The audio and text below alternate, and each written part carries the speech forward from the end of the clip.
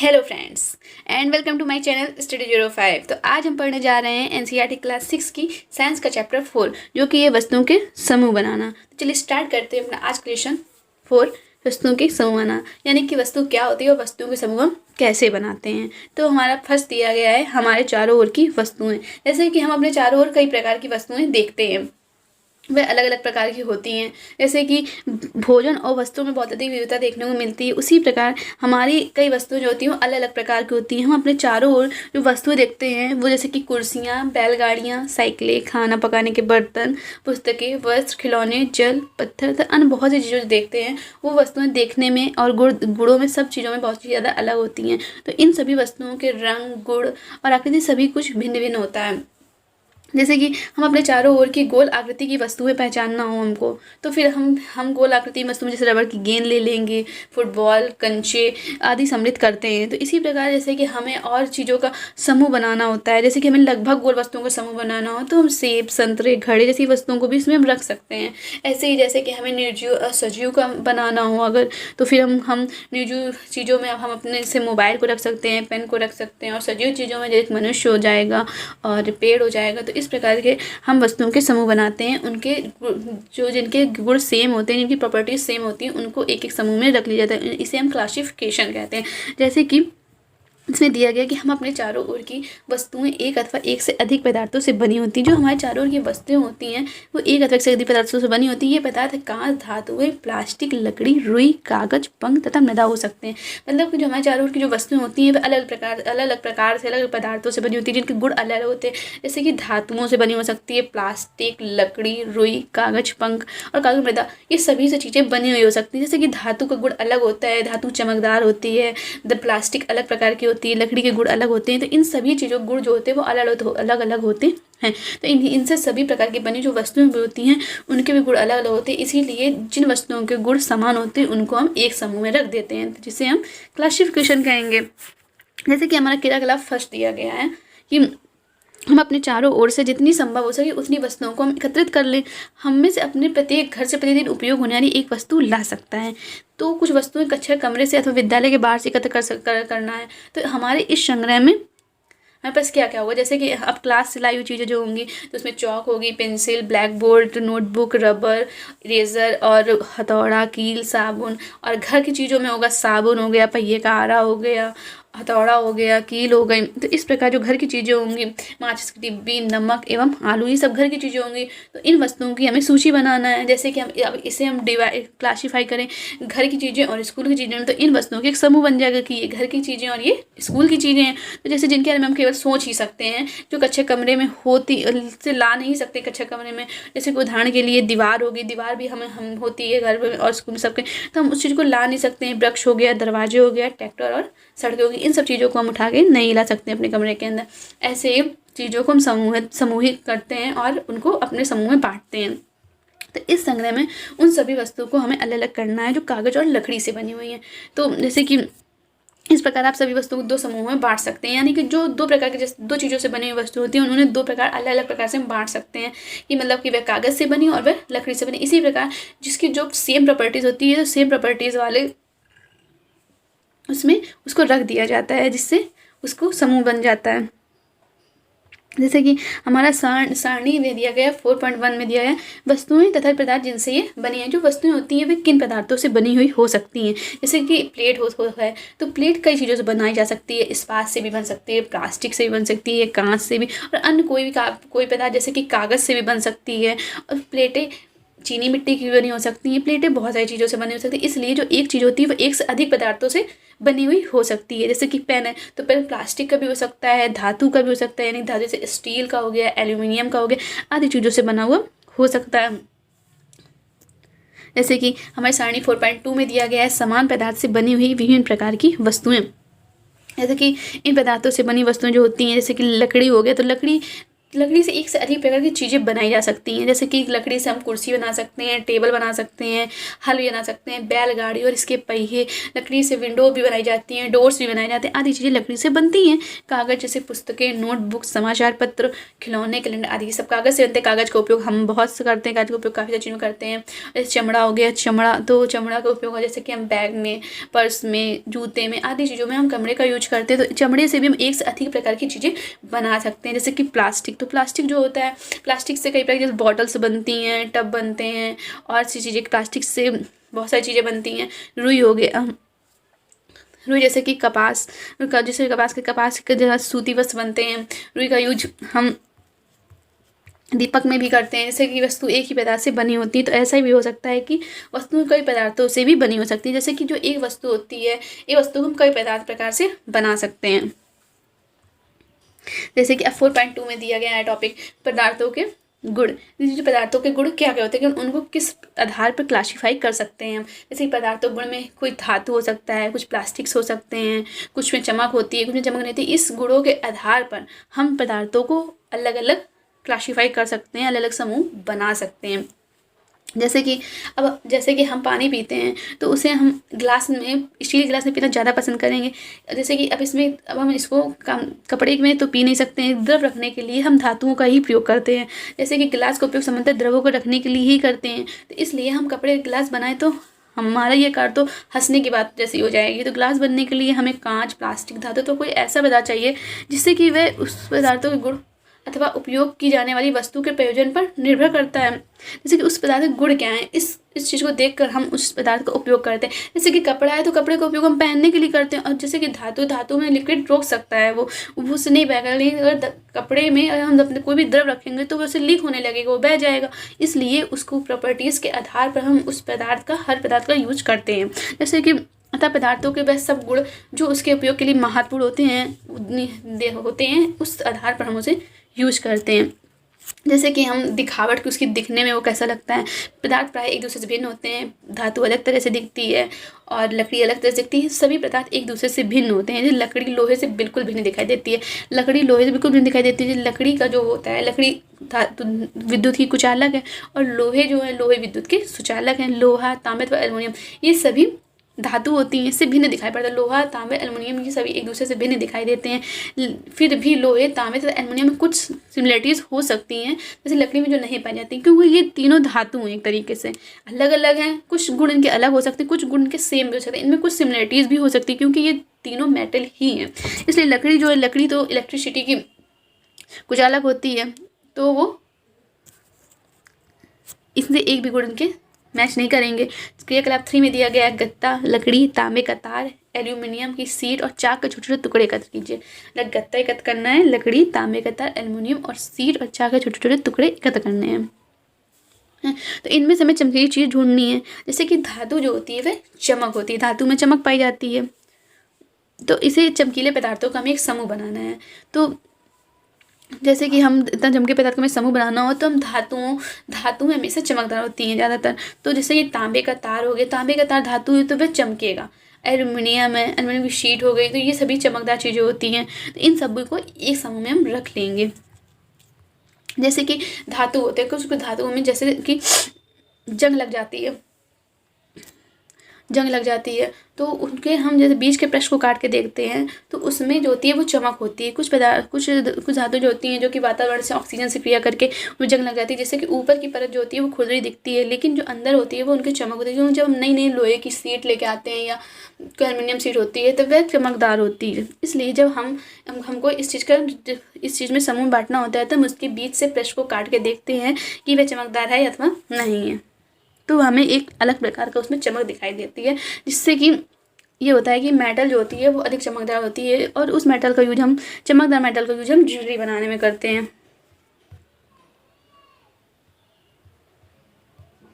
जैसे कि कठोरता, तो कुछ वस्तुएं जो होती हैं वह कठोर होती हैं और कुछ वस्तुएं होती हैं जो मुलायम होती हैं। तो कठोर वस्तुएं वे होती हैं जिनको हम आसानी से दबा सकते हैं, संपीड़ित कर सकते हैं, वह कठोर वस्तुएं होती हैं। विभिन्न पदार्थों को अपने हाथों से हम दबाते हैं तो उनमें से कुछ को दबाना कठिन होता है और कुछ को दबाना सरल होता है। जो कि जिसको दबाना कठिन होता है वह वस्तुएं कठोर होती हैं, उसमें रफनेस होती है और उनकी सतह पे खुरदरापन होता है। और जो वस्तुएं हैं जैसे दबाने में उन्हें संपीड़ित किया जा सकता है और उसे खरोचा जा सकता है, फिर तो कोमल पदार्थ हो कहलाते हैं। जैसे कि धातु की एक चाबी लें, तो अगर हम कोई कठोर वस्तु लेंगे तो वह आसानी से नहीं हम दबा सकेंगे अपने हाथ से। जैसे कि एक धातु की चाबी हो गई, तो धातु की चाबी को हम अच्छे से उसे प्रेस नहीं कर पाएंगे, कंप्रेस नहीं कर पाएंगे। जैसे कि लकड़ी, एल्युमिनियम, पत्थर टुकड़ा, कील, मोमबत्ती, ये सभी सॉलिड है, यानी कि सॉलिड चीज़ों को हम अच्छे से कंप्रेस नहीं कर सकते हैं। सॉलिड को कील, मोमबत्ती, चाक, अन्य कोई पदार्थ तथा वस्तुओं के पृष्ठों को खरोचने का नहीं हम खरोच सकते हैं उसको। जैसे कि अब रुई होगी, स्पंज होगी, इनको हम स्पंज को प्रेस कर सकते हैं, उसे कंप्रेस कर सकते हैं, मतलब कि तो ये लकड़ी कठोर हो जाती है और रुई अथवा स्पंज कोमल हो जाएंगे।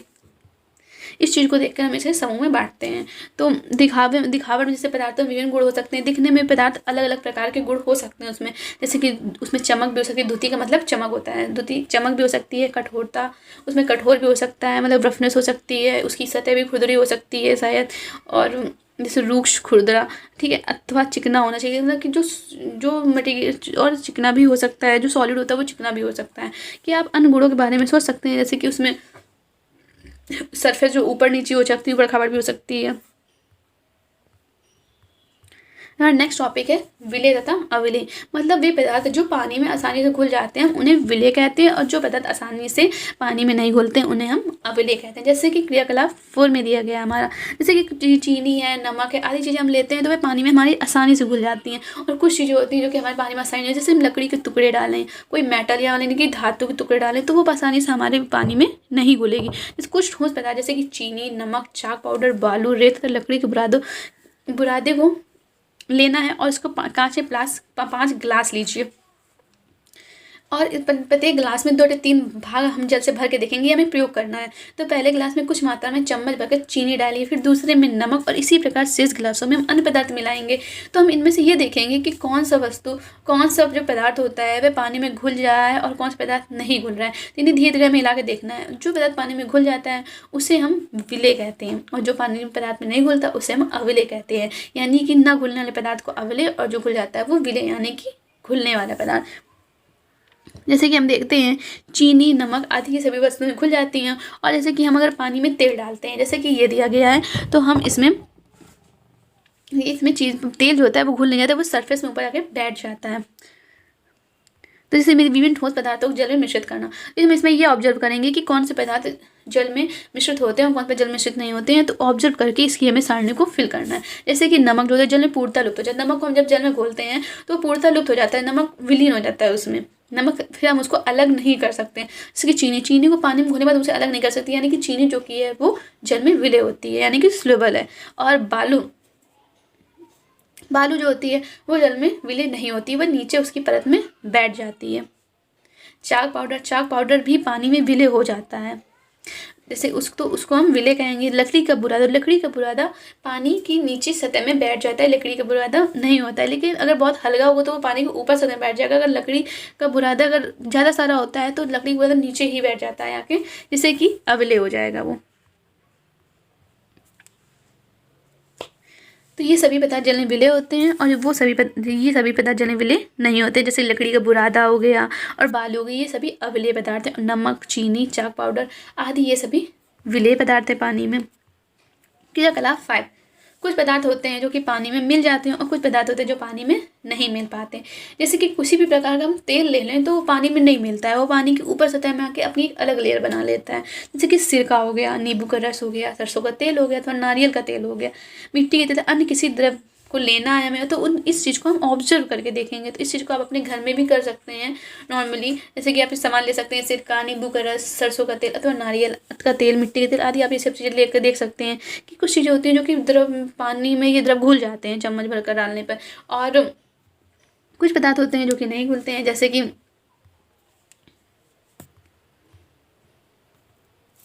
कुछ हो गया, जैसे कि ये कुछ द्रव जल में पूर्णतः मिश्रित हो जाते हैं और कुछ अन्य द्रव जल में मिश्रित नहीं होते हैं। तो कुछ समय में ऐसे ही छोड़ देने पर अपनी परत बना लेते हैं। जैसे कि हो गया कि हम उसमें चीनी घोलते हैं तो घुल जाते हैं, तो उससे वो घुल जाते हैं। जैसे कि हम तेल डालें, तेल नहीं घुलते हैं। जैसे कि बहुत सी चीज़ें होती हैं, जैसे कि सिरका का तेल, जैसे कि ऑरेंज जूस में अगर हम पानी मिला दें तो वो मिक्स हो जाएंगे, दूध में हम पानी मिला दें तो वो मिक्स हो जाएंगे। लेकिन अगर हम उसमें सरसों का तेल मिलाएंगे तो वो मिक्स नहीं होंगे। इसमें सारणी दी है कुछ समान द्रवों की जल में विलेयता। कुछ जैसे कुछ द्रव होते हैं जो कि जल में विलय हो जाते हैं और कुछ द्रव जल में विलय नहीं होते हैं, तो भली भांति मिश्रित होता है और नहीं होता है। तो हमें इस सारणी में ये ऑब्जर्व करके लिखना है कि सिरका जो होता है भली भांति मिश्रित होता है वो तो। नींबू का रस वो भी पानी की तरीके ही होता है, नींबू का रस जो होता है वही पानी, तो वो दोनों एक दूसरे को मिश्रित कर जाते हैं। उनके जो काफ़ी सारी प्रॉपर्टीज होती है वो सेम ही होती हैं लगभग। जैसे सरसों का तेल जो होता है लिक्विड होता है, वो गाढ़ा होता है, जिससे कि गाढ़ा वो उसमें मिक्स नहीं हो पाता है, इसके लिए वो ऊपर बैठ जाता, ऊपर सतह में अपनी एक अलग लेयर बना लेता है। नारियल का तेल किसी भी प्रकार का होता है, वह पानी में नहीं घुलता है, वह अपनी एक अलग लेयर बना के ऊपर चला जाता है। केरोसिन हो गया, वह पानी में नहीं घुलता है।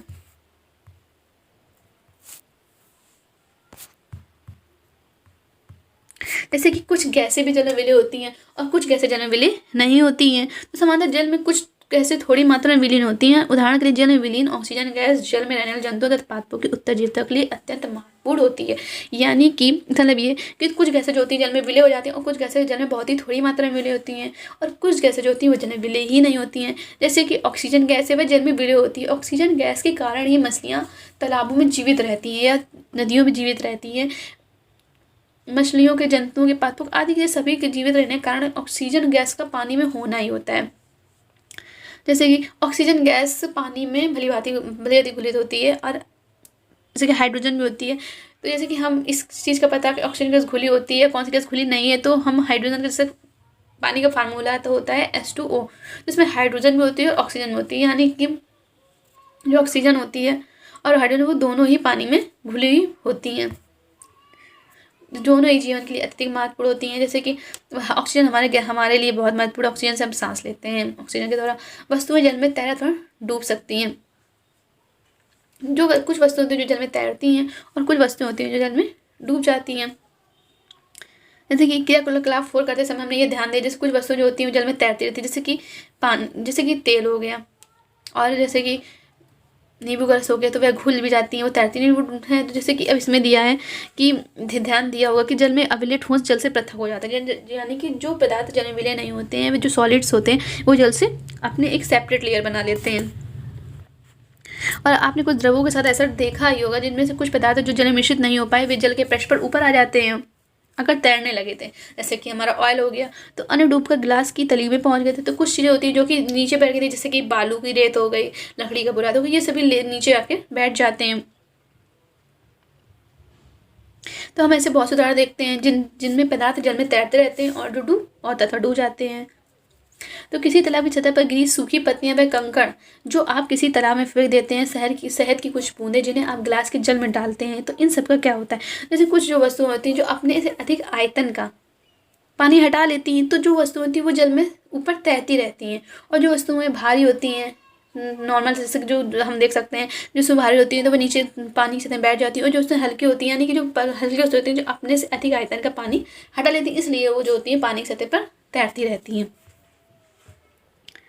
हमारा नेक्स्ट टॉपिक है पारदर्शिता, यानी कि ट्रांसपेरेंसी, यानी कि ट्रांसपेरेंट क्या होता है, पारदर्शिता क्या होती है। किसी भी पदार्थ की, जैसे कि जो पदार्थ हम जिनसे होकर आर पार देख सकते हैं, जिनसे होकर लाइट जो होती है वो आर पार जा सकती है, तो उसे हम पारदर्शिता कहते हैं, उन्हें ट्रांसपेरेंट मटेरियल कहते हैं। उन पदार्थों अथवा सामग्री जिनसे होकर वस्तुओं को देखा जा सकता है उन्हें पारदर्शी कहते हैं, यानी कि ट्रांसपेरेंट। कांच, जल तथा वायु तथा कुछ प्लास्टिक पारदर्शी पदार्थों के उदाहरण होते हैं, जैसे कांच हो गया, जल हो गया, वायु हो गया आदि। इन सभी चीज़ें लाइट जो होती है आर पार जा सकती है, इन सभी को पारदर्शी कहते हैं। जैसे कि हम कोई भी चीज़ होती है तो हमें पारदर्शी पदार्थ से ज़्यादा क्लियर दिख सकती है। जैसे कि हमने बहुत जगह देखा होगा दुकानदार जैसे बिस्कुट और मिठाई आदि अन्य सभी चीज़ें वो एक ट्रांसपेरेंट जार में ही रखना पसंद करता है कि ताकि उसको सामने वाले जो कस्टमर है तो उसे दिखने में आराम हो और अच्छा भी लगता है देखने में। कुछ ऐसे भी पदार्थ होते हैं जिनसे होकर वस्तुओं को हम देख ही नहीं सकते, तो इन पदार्थों को अपारदर्शी कहते हैं। तो आप जैसे कि लकड़ी का बॉक्स हो गया, गत्ते के डिब्बे हो गए, एक पेपर, जैसे कि एक नॉर्मल पेपर अगर ले लें तो उससे हम आसानी से नहीं देख सकते, अगर मोटी सीट है तो उससे हमें कुछ भी नहीं दिखेगा, तो वह अपारदर्शी हो जाती है। धातुएं भी अपारदर्शी का उदाहरण होती हैं, तो इन्हें हम अपारदर्शी पदार्थ कहते हैं। कुछ ऐसे पदार्थ होते हैं जो वस्तुओं को हम देख तो सकते हैं लेकिन धुंधला सा दिखाई देता है, स्पष्ट नहीं दिखाई देता है, तो उन्हें हम पारभासी कहते हैं। जैसे कि अगर हम एक कागज़ लें और उसमें तेल की कुछ बूंदें डाल दें तो वह तेल की कुछ बूंदे उसमें हाथ से हल्का सा खींच दें तो वह हल्का सा धुंधला दिखने लगता है, उसे हम पारदर्शी कह सकते हैं, पारभाषी कह सकते हैं। जैसे कि तेल तेल कागज़ को लेना है और उसमें तेल डाल के स्नैक्स, उसको अगर हम देखेंगे थोड़ी देर उसमें तेल लगे रहने दो, फिर थोड़ी देर बाद हम देखते हैं कि अगर हम उसको उससे देखते हैं तो हल्का सा हमको कुछ धुंधला धुंधला सा अपने उस सब पार वाली चीज़ें दिखाई देने लगती हैं, जिसे हम पारभासी कहते हैं। तो हम इस प्रकार जो होते हैं तो पदार्थों को पारभासी, पारदर्शी, अपारदर्शी की श्रेणी में बांट सकते हैं। कुछ पदार्थ जो होते हैं जो पारदर्शी हो सकते हैं, कुछ पदार्थ अपारदर्शी होते हैं और कुछ पदार्थ पारभासी होते हैं जिनसे हमें स्पष्ट नहीं दिखाई देता, उसे धुंधला दिखाई देता है, जिससे कि उसे हम ओपैक कहते हैं।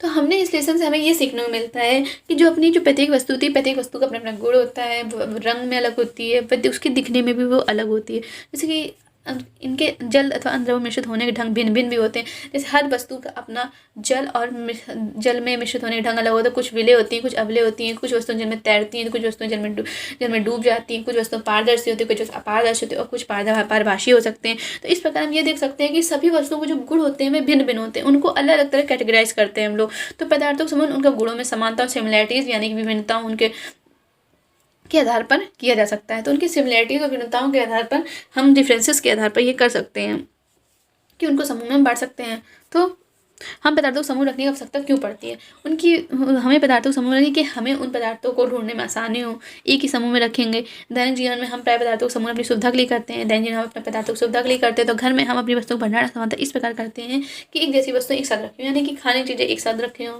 जैसे कि साबुन है तो साबुन के साथ हम डिटर्जेंट रख सकते हैं, मैगी तो नहीं रख सकते ना। इसी प्रकार खाने की चीज़ें हम एक जगह रखेंगे, पानी की चीज़ें एक जगह, हर चीज़ें हम एक जगह रखते हैं। जैसे कि बुक्स वगैरह होती है तो हम उसे एक जगह रखते हैं, सब मिक्स तो नहीं कर देते। इसी प्रकार हम उन्हें अलग अलग समूह बांटते हैं ताकि हमें उन चीज़ों में सुविधा हो। जैसे कि दालों का भंडारण, अनाज का भंडारण तो हम एक जगह करेंगे। जो खाने पीने की चीज़ होती है हम एक जगह करते हैं। जो जिस चीज़ की यूज होती है वो सारी चीज़ें हम एक जगह ग्रुप करके रखते हैं। तो इस प्रकार समूहन हमें लाभप्रद होने का एक दूसरा कारण भी, यानी कि हमें समूह से एक प्रॉफिट भी है कि हमें टाइम भी कम लगता है और समय की बचत होती है और हम चीज़ों को अच्छे से ग्रुप्स करके रख सकते हैं। पदार्थों इस प्रकार समूह बांटकर उनके गुणों का अध्ययन करते हैं। इन गुणों में किन्हीं भी पैटर्नों का अवलोकन करना सुविधाजनक बन जाता है, यानी कि हम इन चीज़ों को ढूंढने में आसानी हो जाती है और इन चीज़ों का स्टडी करने में भी हमें सुविधा होती है। तो इस विधा में और अधिक अध्ययन अब हम आगे हम कक्षा में करेंगे। तो इस लेसन के प्रमुख शब्द हैं कठोर, अवलेय, द्युतिमान, पदार्थ, धातु, अपारदर्शी, रूक्ष, खुरदरा जो कि कठोर सतह होती है, विलेय जो पानी में घुल जाते हैं और पारभाषी, पारदर्शी यानी कि जिससे हमें आर पार, जिससे लाइट हमें अच्छे से दिखती है। इस लेसन का सारांश है हमारे चारों ओर की वस्तुएं अनेक प्रकार के पदार्थों से बनी हुई होती हैं। मतलब जो हमारे चारों प्रकार की वस्तुएं होती हैं वो अनेक पदार्थों से बनी हुई होती हैं। ये हमने अपने नेक्स्ट आगे वाले टॉपिक में डिस्कस किया था। किसी दिए गए पदार्थों का उपयोग बहुत सी वस्तुओं के निर्माण में किया जा सकता है। किसी वस्तु को केवल एक ही पदार्थ से बनाना संभव हो सकता है अथवा उसे विभिन्न प्रकार के पदार्थों से बनाया जा सकता है। यानी कि जैसे कुर्सी है वह एक पदार्थ से बनाई जा सकती है और उसे एक से भिन्न पदार्थों से बनाई जा सकती है। विभिन्न प्रकार के पदार्थों गुण भिन्न भिन्न हो सकते हैं। तो जैसे कि धातु गुण अलग हो सकते हैं, लकड़ी गुण अलग होते हैं और सभी वस्तुओं के जो गुण होते हैं वो भिन्न भिन्न होते हैं। कुछ पदार्थ दिखावट में चमकदार होते हैं जैसे धातु होगी, जबकि अन्य नहीं होते हैं।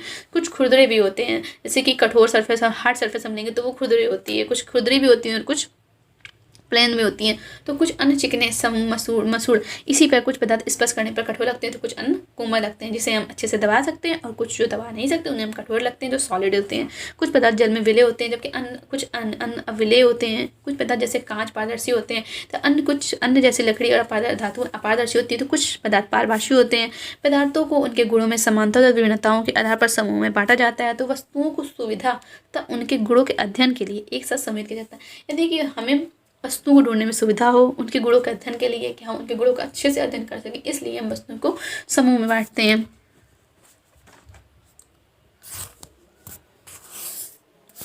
इसलिए तो हमारा आज का टॉपिक था ये कि वस्तुओं के समूह बनाना। तो हम तो आशा करती हूँ आपको अच्छे से समझ में आया होगा ये topic. I hope you understand this chapter. Thank you so much for watching.